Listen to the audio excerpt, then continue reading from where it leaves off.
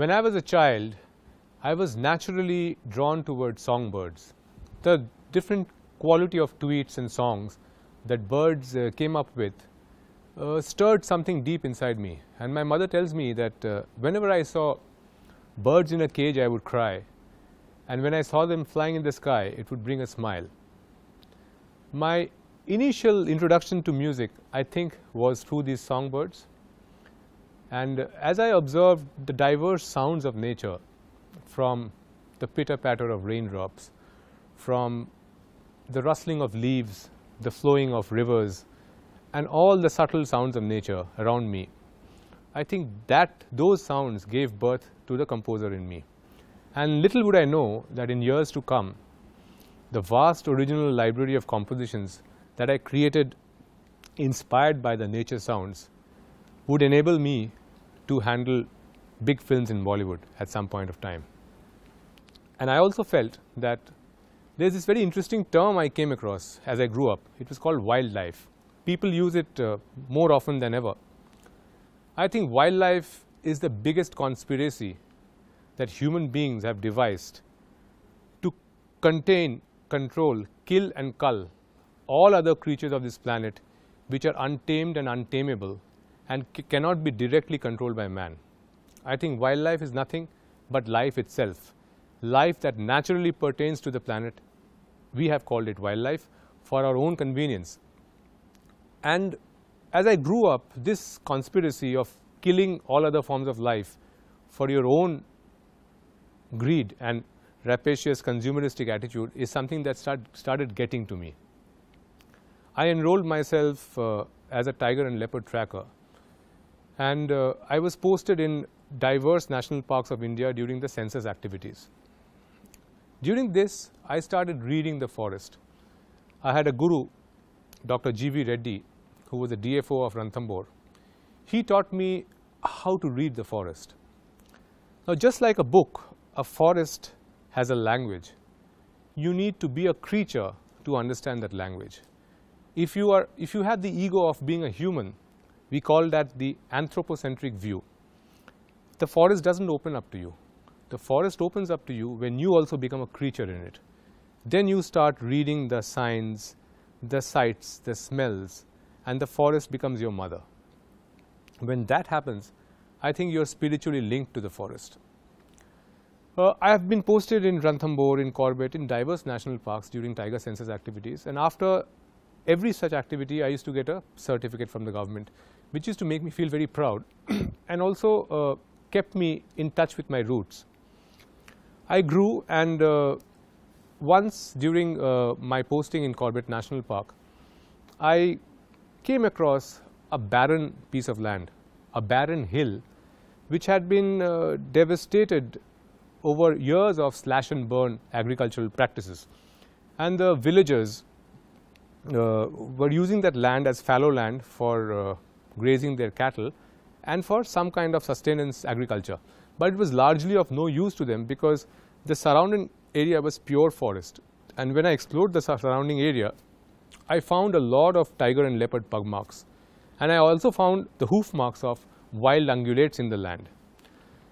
When I investigated further, I saw that from one corner of the land, there was a river that was flowing by. And on the other side was thick sal forest, which is tiger and elephant country. So there was no way that these animals would not cross the land to reach the water. It was a natural tiger corridor. By that time, I was kind of establishing myself in Bollywood, and my relatives and people were advising me to invest whatever little savings I had in a builder's flat or a house or a bungalow for my own security. But I always felt that today preserving wildlife is so much a land issue because other animals don't really have a space to live. It's a land and water issue. So I decided to procure this land, buy it off from the villagers and return it back to the forest. In one word, I would call it rewilding. Once I acquired the land over a painful process and I started planting on it all kinds of endemic trees like jamun, aam, lychee, ficus, and all kinds of fruiting trees which would be beneficial for birds and animals. And the first thing that I did was to dig out a huge pond in the land, a water body, and do rainwater harvesting so that it had water 12 months of the year. Once the water body established itself like a natural water body in the forest, I began to see that it was like a magnet for wildlife. Within a few months, every creature in the surrounding forest knew that there was water here for them to drink. And there was water where if they come to drink, people will not fend them away, they will not be chased away. So for every creature, from the snake to the bird, to the insects, to the mighty big cats, they all started coming to have a drink. And I called that land Sitabani Wildlife Reserve, named on an ancient temple deep in the forest. Now, Sitabani Wildlife Reserve started getting a lot of visitors. I got 650 species of birds coming in during 12 months of the year. And then I got, last year I had a leopard which gave birth to 3 cubs in the surrounding hill. So why save the tiger is a question that I face very often from the surrounding villagers. The moment the tiger or the leopard comes in and takes livestock away, they would immediately say, "Isko bachana zaruri kyun hai? Why save it?" Now, it's a very easy question to answer by saying it's our national animal, save it. But to the villager, this poor villager living in the fringe forest, this logic actually has no meaning. So you have to explain to him that these big cats are actually the true guardians of our environment. You'll be surprised to know that most mighty rivers of India actually flow out of tiger forests. Our monsoon cycle, our oxygen cycle, our freshwater level, who are the guardians of these? The tiger and the leopard, because these two are the indicators of a pristine and pure environment where all kinds of life can thrive. So if we end up saving the big cats of India, we actually end up saving ourselves. We end up saving the monsoon cycle, the oxygen cycle, the groundwater level, our mighty rivers. They are all interlinked. The ancient sages had seen this, and that's why these powerful animal spirits, the elephant, the tiger, were very carefully and very intelligently intertwined into our religious scriptures, because they had seen this day where man will become so powerful that man would actually have the power of wiping out all other species. But if we chose that route of wiping out everything else at the cost of our own survival, the last card to fall would be us, ourselves, humanity ourselves.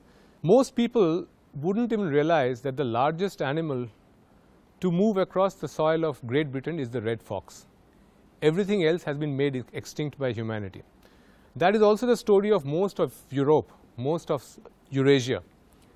Now, India is the repository of wildlife. I am fortunate to be born in the land of giants, in the land of Lord Ganesha, the elephant, the tiger, the rhino, the wolf, the Indian wild dog, 4 species of bears. We have everything. We have 1,350 species of birds.